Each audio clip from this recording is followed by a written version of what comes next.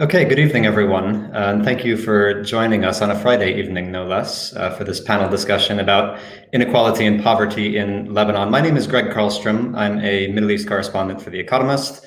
I'll be moderating this talk for the next hour. Before I get to my introductory remarks, let me just first introduce our three panelists. We have three excellent speakers joining us this evening. I'll speak for a couple of minutes and then I will get out of the way and let them do the talking. So joining us first, we have Lydia Assouad, who is an economist at the Paris School of Economics and the World Inequality Lab, and the former Ariane Fellow at the Malcolm H. Kerr Carnegie Middle East Center. Second, we have Toufic Gaspard, who is a former senior advisor to the Lebanese Ministry of Finance and an advisor to the International Monetary Fund. And finally, Haneen Sayed, who is the lead human development specialist at the World Bank.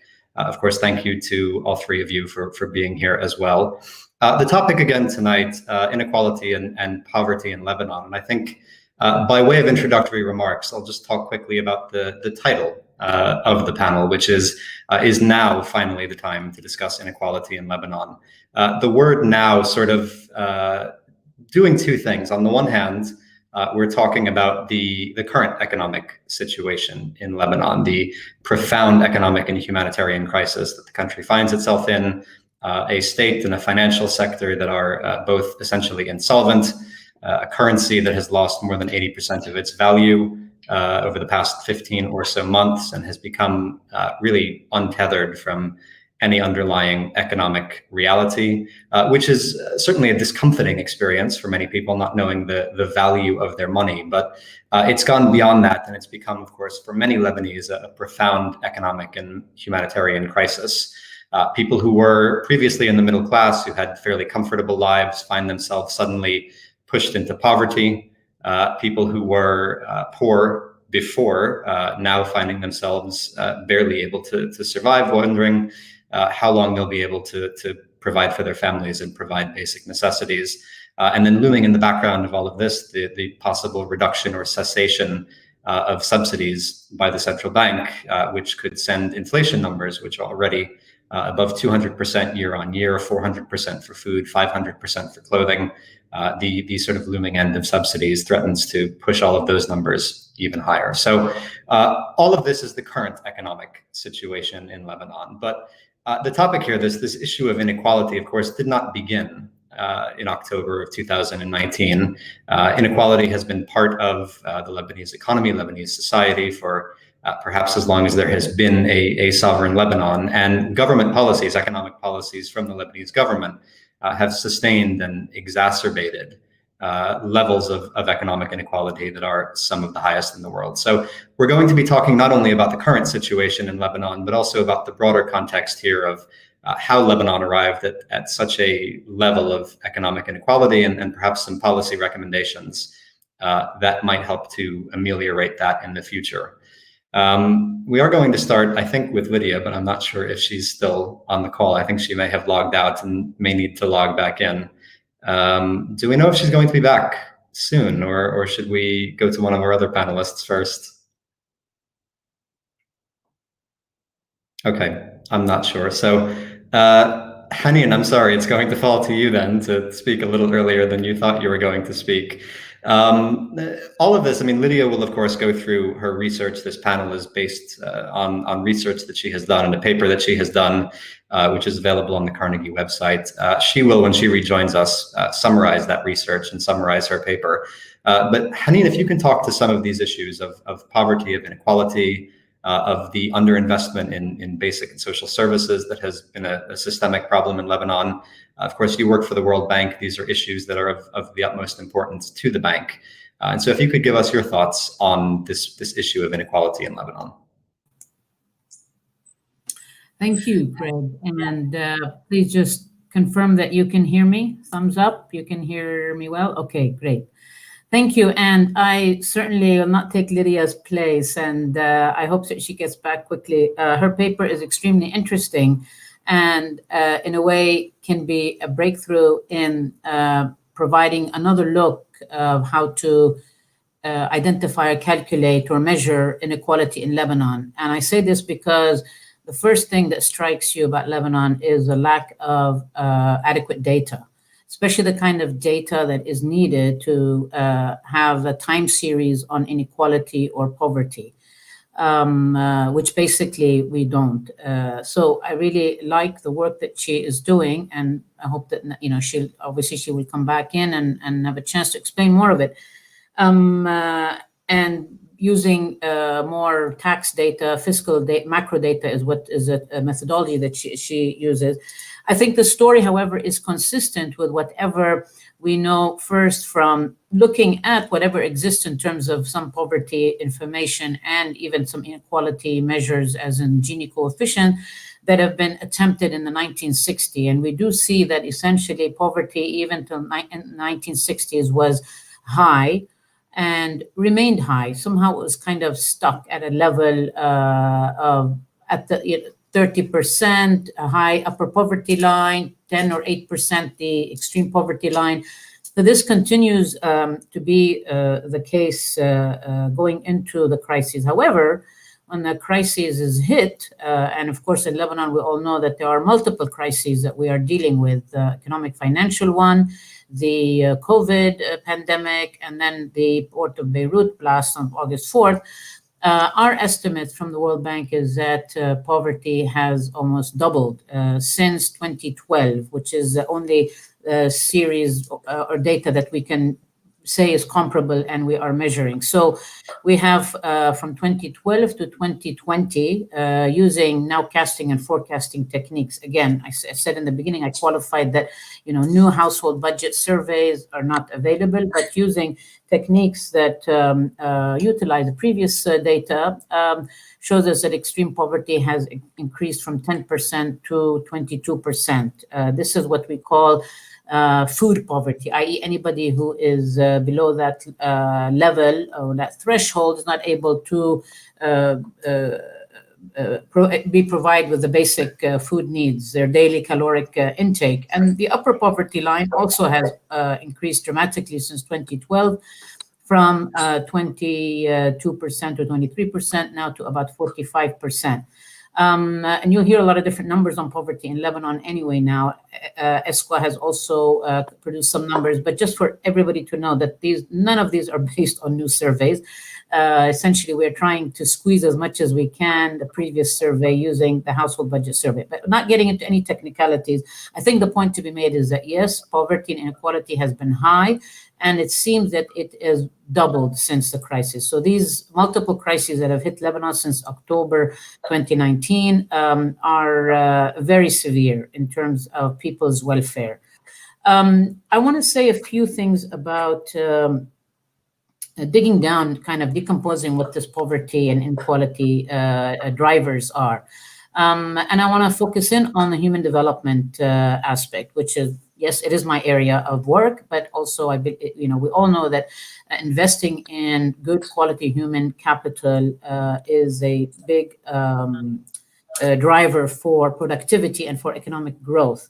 So the World Bank, we produced in 2018 a human capital index. It is different from UNDP and World Economic Forum human capital development indices. This one is different in the sense that it actually measures productivity and therefore economic growth. And it basically did this analysis, this index for all countries of the world, almost for which there is data. And we had, more than 100 countries where this index was calculated from 0 to 1. Lebanon is at 52 or 0.52. What does that mean? It means that a child born today in Lebanon, when she reaches full maturity age of 18, i.e. has finished your basic set of education levels and has had health interventions as well, is only 52% as productive as she can be given the current state of health and education. So the Human Capital Index of the World Bank focuses on health and education. As I said, with a 52% only of what a person born today in Lebanon can reach if nothing changes in the system. that's like 48% loss of productivity. That's essentially how you can look at it, and a really significant loss in economic growth. And this index, which we've calculated it, recalculated it for the past 2 years, has shown a decline. So since 2018 and then 2020, there's actually been a decline for Lebanon in terms of its human capital index, all very disconcerting. And the main drivers of this decline in the index actually is the education. So on health indicators, Lebanon tends to be okay, as measured by stunting and other health indicators. But for education, one, in terms of years of education, it is around 10 years of education compared to what is considered the full frontier. It's 14 years because it's 12 years plus 2 years early childhood, which is an important investment. So even with the high enrollment rates that we have in Lebanon, you have this 10 years. But then if you do a quality adjustment years of learning, and this is a technique that the World Bank team developed using quality measures as in international exams like TIMSS and PISA, the learning adjusted years of education for Lebanon, for a child today in Lebanon, is 6 years. So it drops from 10 years to 6. So effectively, that's what they're learning, 6 years by the time they graduate from high school. That is definitely not good. And then when we decompose it by, try to compose it by socioeconomic status, we do see that essentially for the those in the lower income deciles, their situation is even, their adjusted years of learning is even maybe half of the 6 years. So huge inequity in terms of access to education, but more importantly, access to quality education. And this is quite interesting because everybody's notion is that Lebanon, its education system is what has kept this country and so on and that. But what I want to say here, and this comes into the theme that Lydia is speaking about, is a huge inequality. So yes, you have top tier schools and universities and people who graduate from those and make it to the best universities and so on in the world, but really the system itself is hugely inequitable. I'll give another example on human capital inequality, and here I will stop so that pass to Lydia after this. In social protection, which is an area that I've also been working on for some years here in Lebanon. If we look at the social insurance or the pension scheme of Lebanon, you have a totally bifurcated system, one which is for the public sector, i.e. the civil servants and the military, and then a non-existing one actually for everybody else, those that are in the private sector, let alone nothing for the informal sector, of course. So just to give you one figure, the public pension scheme covers barely 12% of the labor force, which is roughly the military and the civil servant, but it costs the country every year 4% of GDP. So that is a huge inequity in and of itself, because as I was saying, the private sector pretty much doesn't have a pension scheme, has a lump sum end of service indemnity. When they leave the workforce, they get a lump sum, which is very inadequate. And then and that's only half of the labor force. The rest is informal and have almost nothing. Again, huge inequities in the way the social protection system has been, and this is relevant because, when Lydia is going to talk about tax reform and how Lebanon needs to, yes, spend more, but spend differently. It needs to address this inequity in expenditure in human capital. There's similarly in the health sector, we can also talk about that, but let me stop here and turn back to you, Craig. Thank you. Okay, thank you, Haneen, both for the insightful comments and for being a good sport about being put on the spot all of a sudden. Lydia is back with us, and so I'm going to pass it to her now. As I said before, this discussion based partly on a paper that you've done, based on research that you've done, a paper that's available on the Carnegie website. And so perhaps you can summarize for us what you found in your research, what you've written about, not only relating to the current economic crisis in Lebanon and its impacts on poverty and inequality, but also about the broader scope of it, the history and the government policies that have exacerbated and sustained inequality in Lebanon.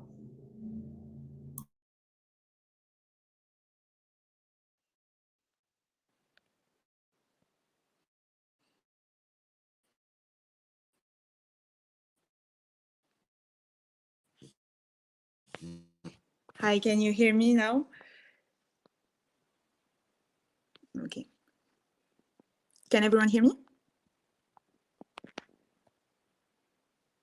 Yes? Okay. Sorry.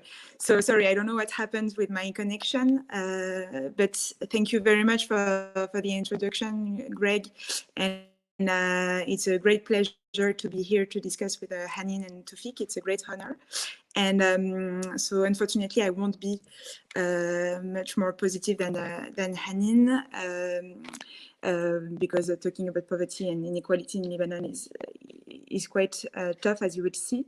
So I think I'll have some slides if they can be shared, and hopefully there won't be any other technical issues. So I don't know if the slides are visible now.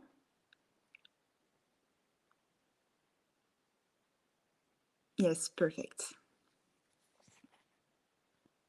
Thank you very much. So, yes, so I will start with one first observation. If we can move to the next slide. So the first observation I want to start with is the fact that Lebanon is really truly exceptional in terms of income and wealth inequality, and also in about poverty, as Haneen said. So what does this mean? So thanks to newly available micro-fiscal data, I was able to estimate the entire distribution of the national income in Lebanon. So I was able to track how the total income produced in a year was distributed among the population. And what I found is quite disturbing. So if we look at the first figure, so if we click on on the previous slide, no, before. Sorry, I should have. So if we click on figure 1, yes, perfect. So we can see the main results that shows the distribution of the national income. So basically, the top 10% richest adult in Lebanon receives approximately 55% of the total national income, while the bottom 50% of the population, so half of the population, receives approximately 10% of the total national income. And then the middle 40%, which broadly corresponds to the middle class, is left with approximately 34% of the total national income, which is way less than the top 10% richest. So this places Lebanon among the country with the highest levels of inequality in the world. So as we can see, if we go back and go on figure 2, we can compare the top 10% income share of Lebanon with the one of other countries in the world.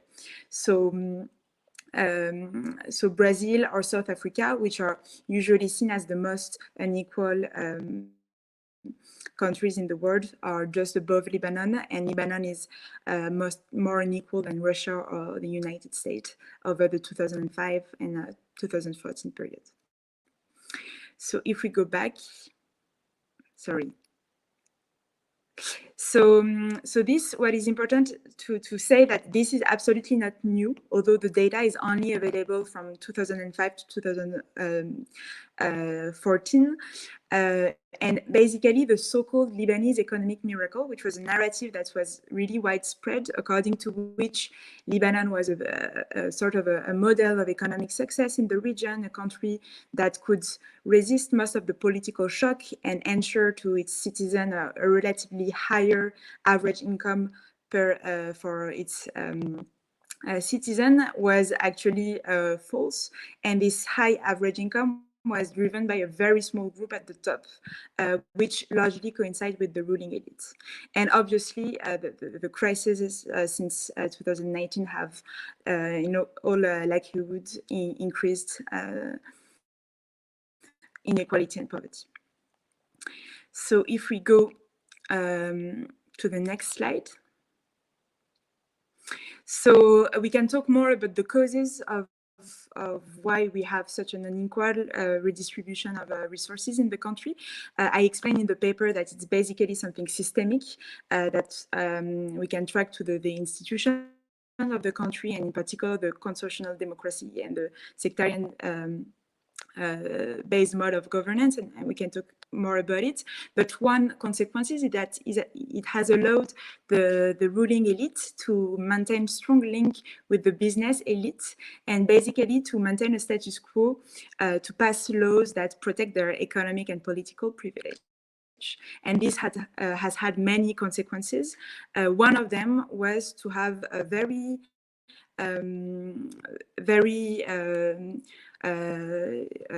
protective fiscal laws for the richest. So Lebanon is a country with very low fiscal capacities, which means that it has very low tax revenues compared to other countries in the world. So 15% of the total gross domestic product against an average of 34% for the OECD countries. And what is important is that the tax system relies mostly on indirect taxes, that is, taxes that do not depend on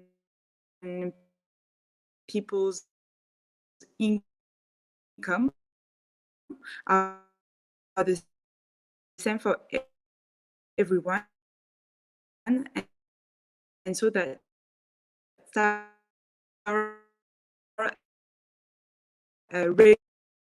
regressive. That is, the poor pay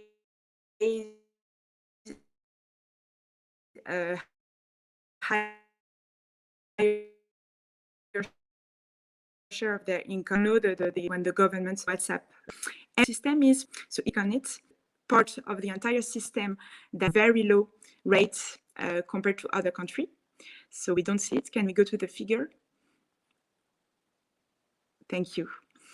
So here you can see the evolution of what is called the top marginal tax rates. That is the rates that the richest individual are paying on their income, and we can see that Lebanon has a relatively lower rate historically compared to France, the United Kingdom, or the United States. And actually, the same conclusion can be made if we compare Lebanon to countries from the global south.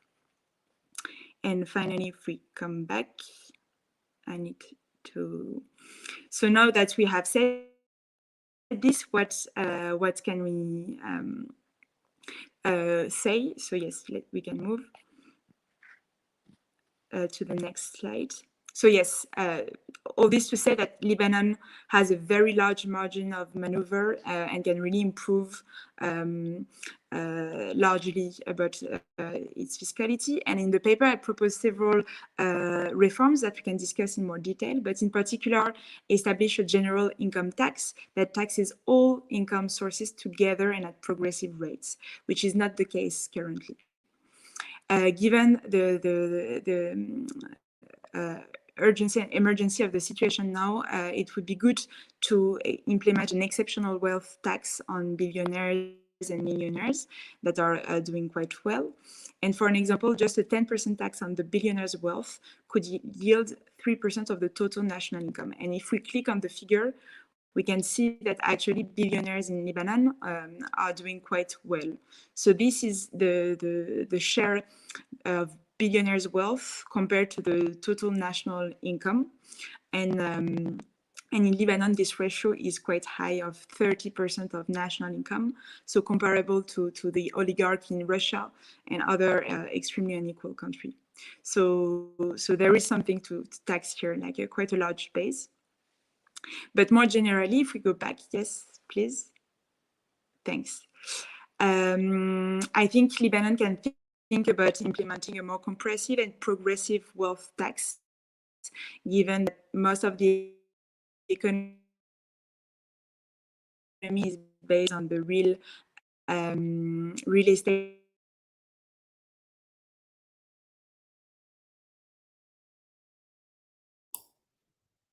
Okay, unfortunately, I think we're losing Lydia's connection again, but she got through, I think, most of her presentation, which is a lot to take in. So Toufic, we'll turn to you for your comments, and obviously you have the floor for a few minutes. Take them in whatever direction you would like, but perhaps also as someone who has advised the Lebanese finance ministry, who has perhaps worked on or thought about some of these issues surrounding inequality or taxation or any of the other issues that Lydia and Haneen highlighted. If you could perhaps also give us a bit of not only a response to the paper, but maybe a bit of an inside view on these issues vis-a-vis the Lebanese government. Thank you, Greg. I hope Lydia is listening because most of my comments are on her paper. Is she? She's still connected. I'm really connected. Okay, yes, I would like to compliment first. I would like to compliment Lydia on her paper. I mean, the effort is remarkable. It takes a lot of effort to work to publish something on distribution of income in Lebanon. And especially, she also brought in a new factor that few talk about: nobility between classes. So having said that, I would like to bring in some critical comments. So I hope, Lydia, you take it in the spirit of improving. Now, all these results are déjà vu. You mentioned it. I mean, distribution of income and wealth in Lebanon has always been very skewed.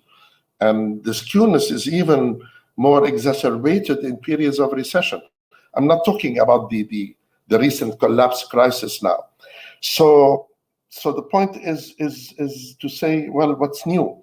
Two things you may have mentioned. One, there has been a paper in February 2017 by UNDP team at the Ministry of Finance, excellent, using microfiscal data about 500,000 taxpayers, about the distribution of private income. So that should have been included in your paper as well. In my book as well, I have several tables that took me months to establish about the distribution of income and physical and financial wealth from the early 50s until the late 90s. And I calculated Gini coefficients and using the data as they are without using correction factors as some of the world data do.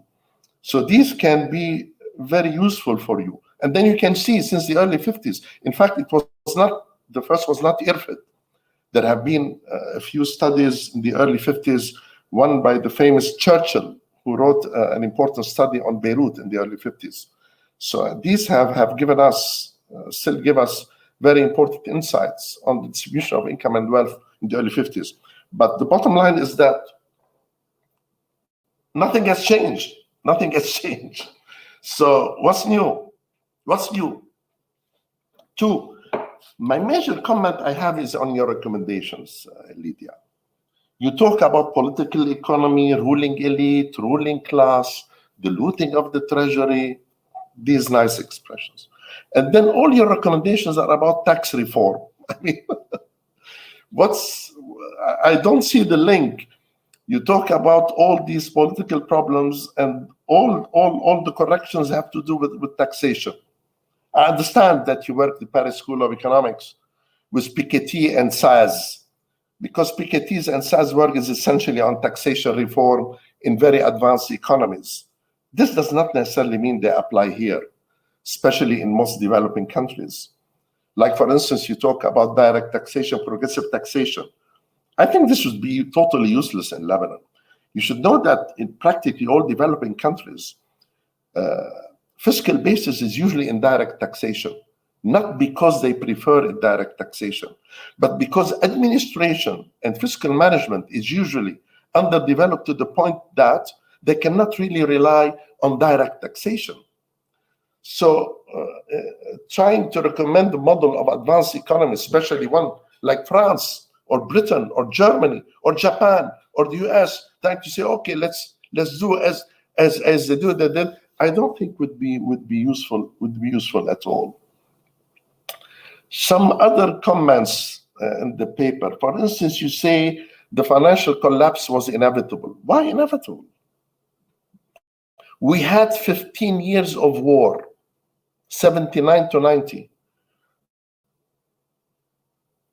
And the banking system remained the strongest. I use the word strongest by using it on facts. You know that during 15 years of war, the dollar liquidity of banks on average was 90%, sometimes 100%, something not seen anywhere. So this tells you that financial collapse that you mentioned several times is not inevitable, was not inevitable. It's a man-made collapse. It's a man-made collapse. Two, you impute it to fiscal. I'm sorry to say it's incorrect. It's incorrect. Because the collapse has two sides. One is the banking collapse, the other is the exchange rate collapse, which is really minor. When the exchange rate collapsed in the late 80s in Lebanon, the pound lost more than 90% of its value in less than 12 months. Banks remain very strong. So perhaps you'd better, if you want to touch on this, you have to go more into details. I don't know whether there is scope in your paper for that. But I don't think it's appropriate to say that it was inevitable, and especially to impute it to all fiscal facts. You have forgotten monetary policy, which to my mind, not general monetary policy, the policy of the Central Bank of Lebanon, of the governor of what we call the Central Bank Council, with support of banks, especially as illustrated by financial engineering, is the culprit, the criminal behind banking collapse. And I've proved it in a paper using official data. So this is if you want to talk about financial collapse. It's not the system that produced financial collapse. It's specific policies. Fiscal policy brought the collapse of the exchange rate with unsustainable debt levels. But monetary policy has brought the collapse of the banking system. The two are different. Also, one detail, you say that there has been a neoliberal shift, I think in the 90s. Lebanon has always been the epitome of neoliberalism since its creation. Do you know that for more than 30, 40 years, it was the only laissez-faire economy in the world? Probably the only economy with free exchange rate and free capital movement. So so-called neoliberalism did not come to Lebanon recently. In fact, whether we talk about political policies or economic policies, Lebanon has systematically adopted the same stand since its independence. I mean, when you talk about looting of the treasury, very high interest rates, I would recommend that you substantiate this. I mean, we can prove it. In the book I put between 1993 and 2002, I calculated so-called looted. I don't call it looting. I told it excessive interest rates of about $10 billion plus other ways of $6 billion. So I would recommend you stay away from these unless we have data to support it.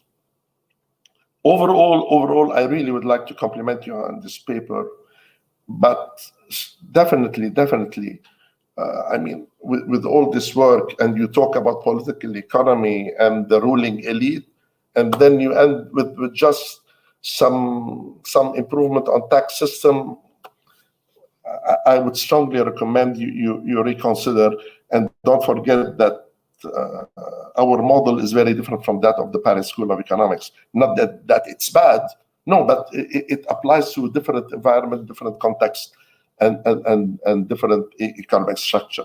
Final comment on the situation now, what we can do. I'm an economist, and I strongly believe, I firmly believe, I said it publicly in the media, and I wrote it. There is absolutely, totally no solution in Lebanon, no economic or financial or whatever you call it solution, before first we address the issue of occupation of Lebanon by Iran through their local arm, Hezbollah. A country under occupation cannot operate normally. In fact, the only option that remained, which is the so-called Macron plan. What is the Macron plan? Macron plan is saying, keep your political system as is, leave Hezbollah, stay with Iran, but at least let's stop the collapse. Let's maintain the collapse at least at the same level. In other words, he was saying, if you are in the hole, stop digging. Other than that, it's a waste of time. Lebanon's fundamental problem is not economic. Lebanon's fundamental problem is political. It's a country that has been under occupation for half a century. This is a fact. It is as if when in Paris, in France, under German occupation, they would talk about fiscal reform. Economically, we can talk, okay, let's see that this is a country under occupation, but let's see what we can to make things not worse. But the problem is not economic. Thank you. I can stop you there, just because we're more than halfway through the panel now, and I want to have time to get to a few questions. So in the course of a rather heated critique of Lydia's paper, you raised some broader points about inequality in Lebanon, the administrative capacity of the Lebanese state, the economic model in Lebanon. So I have a question for all of you, but first I should say to everyone who is watching, we've gotten a couple of questions already. Please feel free to submit more via YouTube or Facebook or however it is you're watching this. And I'll be reading out the questions that you've submitted as we go along for the next 20 or 25 minutes.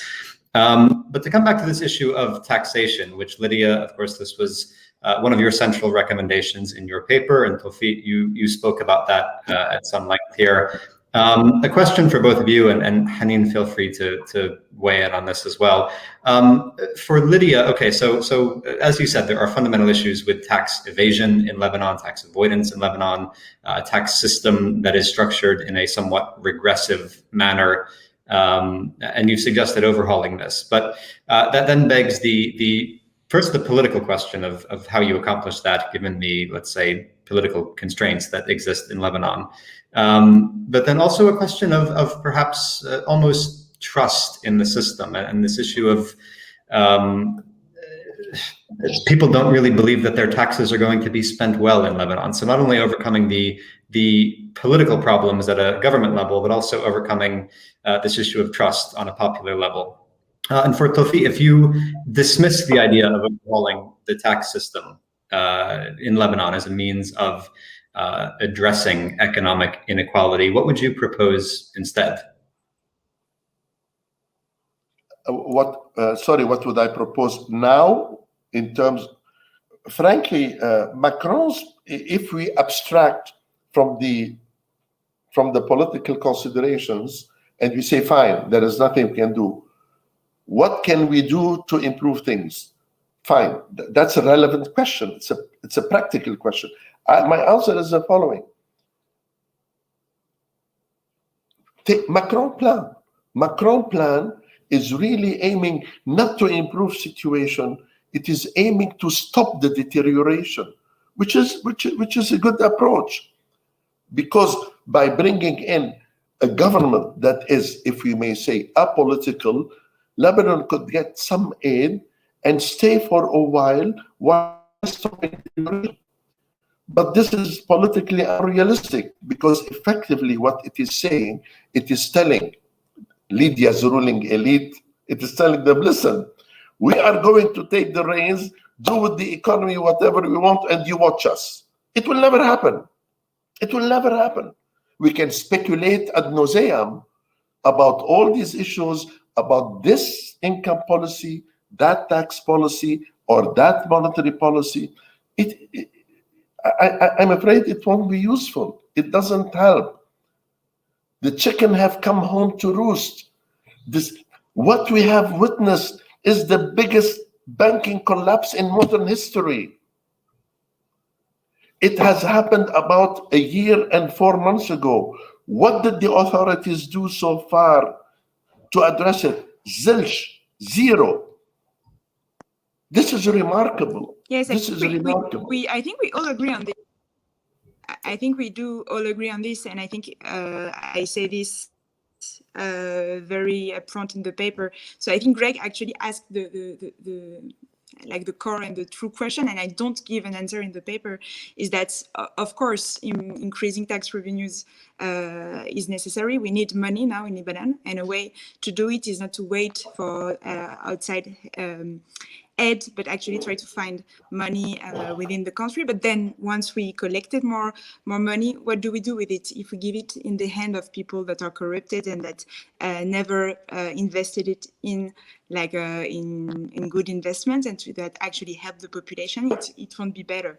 So this, I don't have an answer about this, and that's what I say in the paper, is that the entire system is corrupted, is deeply flooded. So we really need to create a new virtuous circle where there is more trust, that citizens are agree to pay more taxes to give it to a government they can trust in, and that will invest it in efficient policies for the common good. I don't have this must be decided politically, democratically. I am not the one who can say what's the form of the political transition and what can happen. What I can say as an economist and specialist about fiscality and inequality is that one good point, if we need a bullet point of reforms and to rethink the economic model, is that with regard to taxation, there is a large margin of maneuver. Obviously, and I think it is said clearly in the paper, this is not the panacea. It's not tax reform that will help Lebanon now. It's not like if we increases the tax rate that all the problems will be solved. I think no one believes this, and I clearly didn't say this. But now the big question is to create a new state in Lebanon, a new social contract, and taxation is key. I mean, taxes is really the definition of a stable and long-term state, and a state that cannot tax its citizen, and its richest citizen in particular, cannot last long. So that's why tax reform must be one of course, a set of policies and a way mostly to find money within the country now, especially when we look at the tax bases of the richest. And if I can very quickly answer a bit to the comments Toufic said, thanks a lot for your feedback. And actually, I agree on many of what you said.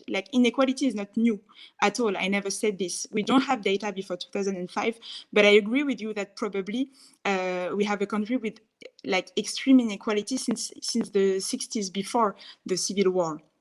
And I actually say this, that the neoliberal policy is not something new. It was reaffirmed in the 90s, but the country has always opted for laissez-faire, etc. So I completely agree, and that's what I say in the paper. It's really not new. We have dynasties in Lebanon for quite some time, and if I can quickly answer so to what you said.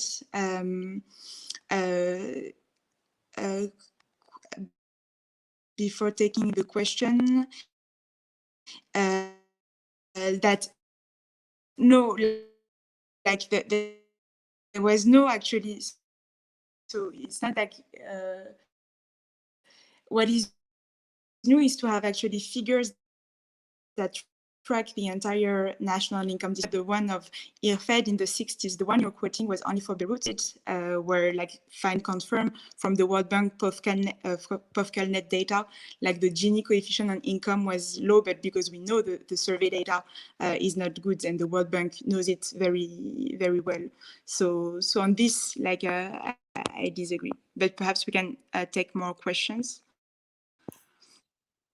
Yes, and if we can also bring Haneen back in, because I feel like she's just been sitting there quietly for the past half hour or so.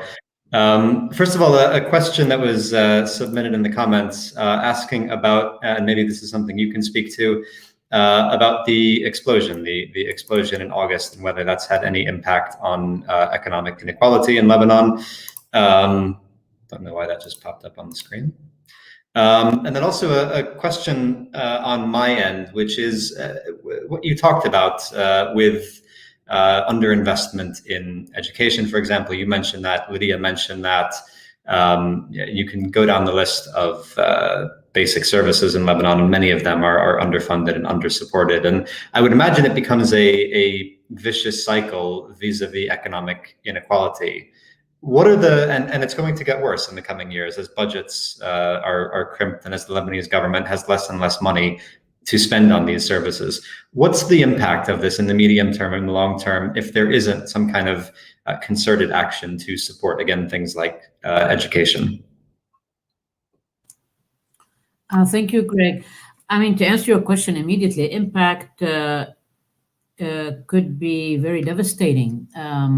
We know that when households or families, for economic reasons or whatever, pull their children out of school because of increased poverty, that this has a generational effect. And down the road, Lebanon's human capital, for whatever it was, will just continue to deteriorate. So this needs to be addressed now, because it had long-term impact. So the answer is that absolutely, it's a very urgent matter. And this is something that we at World Bank, we have a new program that will be addressing exactly that, the dropout of children from school. But I think you're right. I mean, right now, the whole fiscal situation is very difficult. And where do you cut? I think what the authorities need to think about is where to spend better. So within the education sector, within the health sector, where you can have efficiency gains in the kind of spending that expenditure that the government is doing. This is something that, and there's huge inefficiencies in the sectors.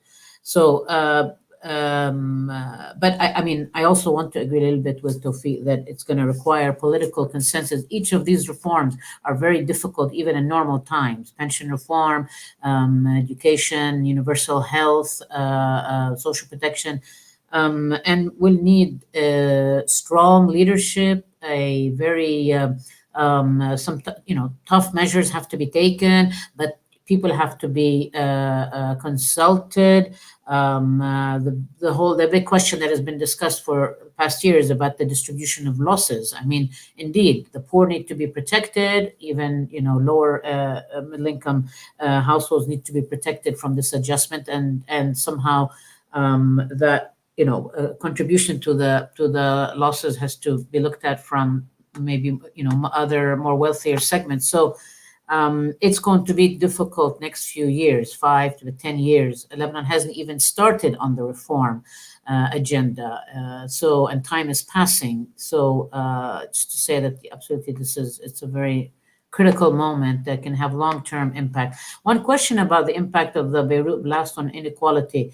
So we really don't have figures on that. The only thing we were able to estimate was in terms of the impact of the Beirut blast was that it added, because of the loss of the physical stock from the port primarily, but also from the housing and the like, another 0.4 to 0.6% of GDP to be negative on top of what already was a decline. But it's hard to really figure out if there's any impact on further inequality. Thank you. Thank you. We have a couple of questions here that are related to politics, which I guess we can just lump together and ask for any of you. What is possible? Is anything possible vis-a-vis economic inequality, addressing economic inequality, without meaningful political or constitutional or electoral reform in Lebanon?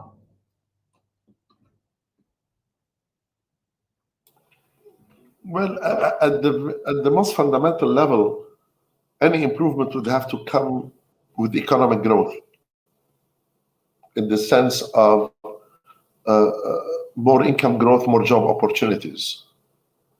Other than that, it's very difficult to imagine, specifically in the case of Lebanon, other positive scenario, especially in this situation. So the resumption of economic growth would need some. Definitely, it's a prerequisite. Financial cleanup, and the financial cleanup usually is associated or has an important component, which is fiscal cleanup. That Haneen was talking about that, and therein lies the problem, because the political system is one of sharing of spoils, not increasing the spoils. So in other words, when there will be fiscal or financial reform, whatever it is, they're going to come against the problem of this political system where the authorities are more interested in sharing the spoils than anything else. But reducing inequality, any reduction in inequality, well, time has sold out. So not only in Lebanon, but also elsewhere, we need some economic growth, which I don't see in the foreseeable future. I mean, I disagree a bit with this, because now we've known that since the 80s, everywhere in the world, and including in Lebanon, growth has been captured by the richest. So now we know that the theories of the trickle down is that if there is growth and if everyone increases, and if the richest get richer, everyone benefits from it. We know now that is not true. It's not the case. So increasing growth now in Lebanon, so I repeat what you told me, but actually I really think that the problem is clearly political. And like the constitution, like there needs to be a political transition. I don't know the form that it will take, but alone right now, by simple, like isolated policies, economic policies, it won't be enough. The economic alone cannot be enough now. So the answer should be political. But then again, like this must be decided collectively. So so it's tough to know what form it will take. So Haneen, we have a question here asking if free university tuition or tuition ceilings would help with the decline in human capital development and education. Lydia, a question for you asking if progressive taxes are sustainable in the Lebanese context. And then a question for me, also Lydia, for you. One thing that hasn't come up is the question of subsidies. In Lebanon, of course, as we said at the beginning, there's sort of this looming deadline beyond which the central bank may not be able to sustain them anymore. Do they have any role, or have they had any role in the issue of economic inequality in Lebanon? So if you want me quickly to take some of that, the question about would a free university tuition or tuition ceilings help the decline? I mean, you certainly want to help those who don't have the means to be able to reach, to continue with their investment in education. So programs like scholarships and what have you, yes, are would help and are needed. And as I mentioned earlier, the program that we're now putting in place for social assistance, social safety net, has a big focus on also trying to make sure that this is for pre-tertiary, but that all costs of education are paid for families among poor income levels. The question will be how to finance it. I mean, this is where Lebanon is today. Any programs, they're all needed, but how is it going to be financed? And this is where one starts to talk about a macro framework, fiscal framework, in a reform package, which all has to be done. But I do want to maybe point to something also that, yes, you need economic growth, you need job creation. Lydia is right in the sense that in the past, economic growth in Lebanon has not necessarily meant poverty reduction because we haven't seen that virtuous cycle through job creation. Most of the jobs that got created in Lebanon were low productivity, low income jobs, nevertheless kind of informal jobs. So it hasn't really added to this increase in welfare of households. So there is something to be, economic growth is almost necessary, but it's obviously not sufficient. And there are policies, as I, alluding to, in human capital, human development, social assistance programs. I mean, cash transfer programs have been proven across the world through serious evaluations that, especially in times of crisis, if scaled up and well targeted to reach the poor, can help them through these difficult times, can help in reducing poverty, and over time can help to reduce inequality. This is the Latin American experience. In Brazil, for example, inequality actually was reduced strongly by social assistance or cash transfer programs. So there are ways, and we are working on trying to put in place some of these programs, at least at this period of very critical crises that Lebanon is going through. Over.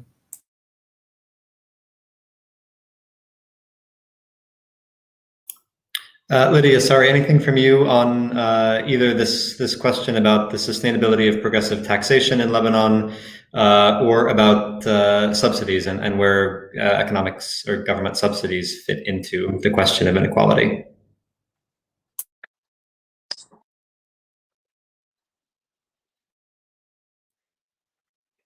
Yeah, sorry, there was again a connection problem, so I didn't hear the end. But just to answer to the question that were asked about, so yes, but the progressivity, I think there is a large. That's what I was saying. There is a large margin of maneuver in Lebanon, in the sense that you do not need to be a radical leftist to believe about the reforms I propose. Lebanon is really doing quite badly in this regard. So just improving a little bit would just make it really is possible.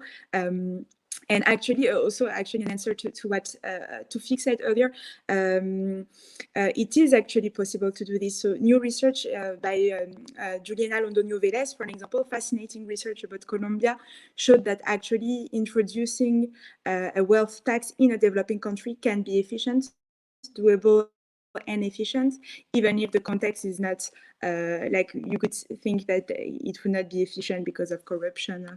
So no, I think it's doable. Again, conditional on having the right political system around. And about the subsidies, so I'm not an expert actually on the subsidies and the one that exists. It's not necessarily something bad if it helps the poorest, but something more general and systematic, and making the richest pay more would be much fairer. And now we know that social justice really needs to be a priority, given the level of poverty Haneen was talking about, or inequality that I presented. Okay, I think we've gotten through most of the viewer questions, and unfortunately, we've also gotten through most of our time. It feels like a lot of these conversations about whether it's poverty, whether it's inequality, whatever economic problem one is discussing in Lebanon, like they become these frustratingly circular conversations where economic change or economic reform becomes impossible absent political reform. But at the same time, when you have a country that is plunged into the sort of economic crisis that Lebanon is in at the moment, it also may serve to reinforce the current political system and therefore make economic change even further away. It just feels like again, it's hard to even know where to start. This question of, can you have economic reform without political reform? It's almost like you have to somehow be able to do both at the same time. Okay, so with that, I think we're going to wrap up. Thank you very much to all of our panelists, Lydia Assouad, Toufic Gaspard, and Haneen Sayed. Thank you to all of you, and thank you to everyone who tuned in and submitted questions. Thank you for joining us. Thank you.